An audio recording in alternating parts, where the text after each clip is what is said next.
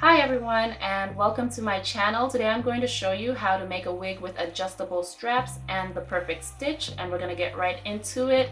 We're going to start with a meshed dome style wig cap. I get mine from my local beauty supply store. It's $6. It used to be $3 and I'm still kind of mad about that. But you're going to also grab a 1-inch thick elastic band and just pin it down from ear to ear.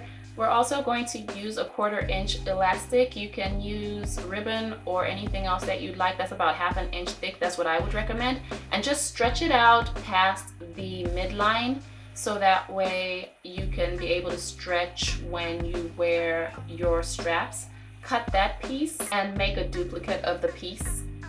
Next, we're going to use our hooks and eyes. You have these on the back of your bra, so if you have an old bra, you can go ahead and take it apart and use that. And sew the hook into the end of the elastic and just sew 2 stitches on either side. That should be enough to secure it. And on the other side, you are going to pin down the second piece of elastic that you made, and you're going to sew 5 eyes approximately 1 centimeter apart, so that way you can have ways to adjust your wig cap depending on how thick or thin your braids are, or if somebody wants to steal your wig, like say your sister. And this is what they look like. And just secure them that way. That's how you'd secure the hooks and eyes. Always make sure the hook is facing into the wig cap so it doesn't snag your natural hair. And just cut a piece of the thicker elastic band about 1 inch away from the end of the hook or eye adjustable strap. Then you're going to sew the 2 pieces together, starting at the ear and all the way around, making sure that there's space for the smaller strap to go through because you need it to adjust your wig. As you can see, there's a little bit of space between the middle and where the small elastic comes out of the large elastic band. So I'm just going to put another piece of elastic right in the middle of that, so that way it can guide the elastic like a road and it doesn't just go anywhere on your cap towards your hair or whatever. And that's all there is to the adjustable straps. It's so much easier with a bra strap, and I'm going to show you guys how to do that in a future video.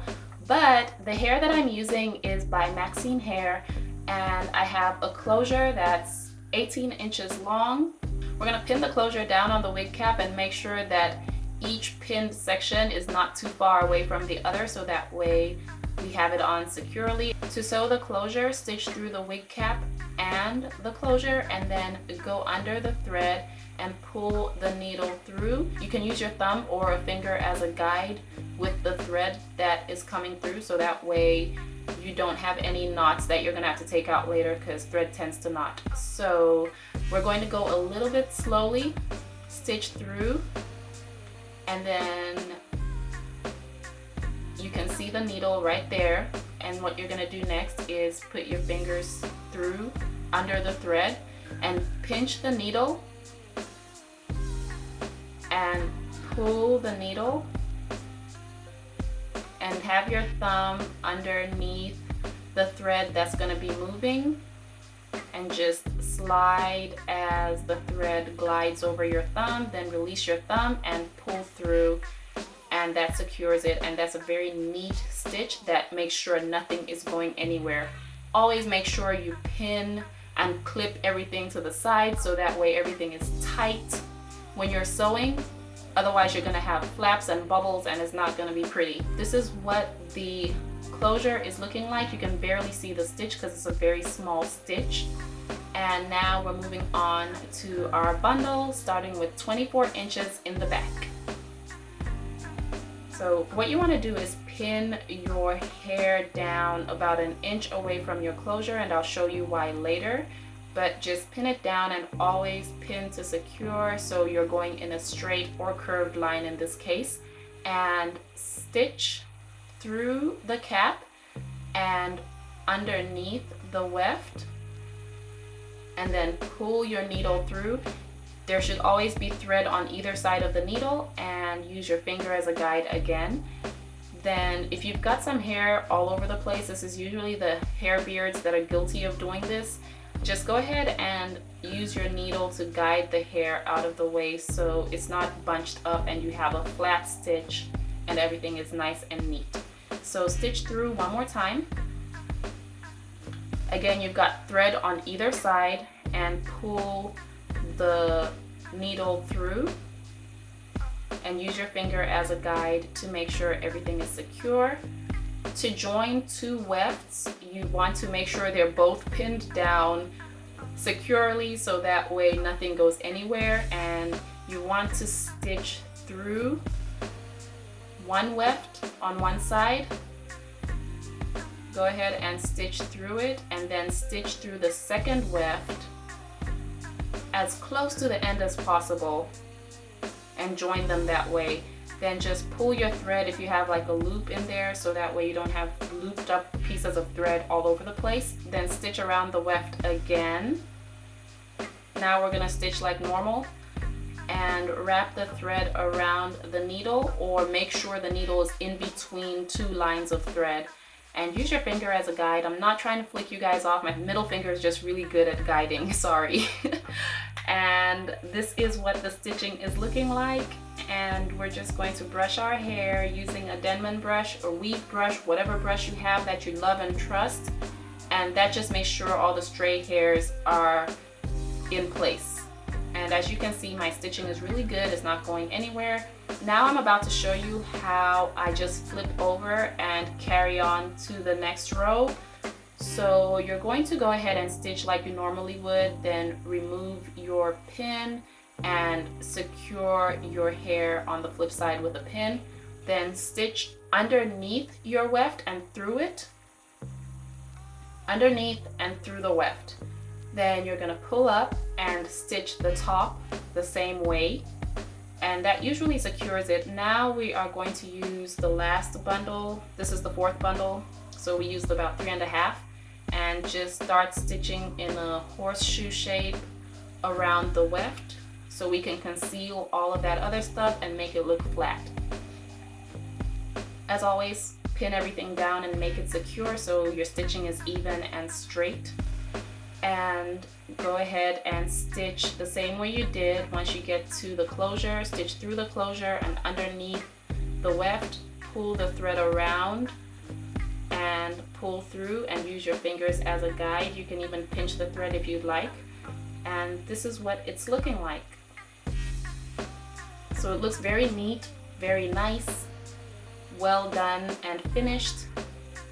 And it will last you a long time. So you're gonna flip your wig over, and you're going to just start stitching in a semicircle around your closure, so that way you have this nice straight stitch as your outline. Go ahead and cut your wig cap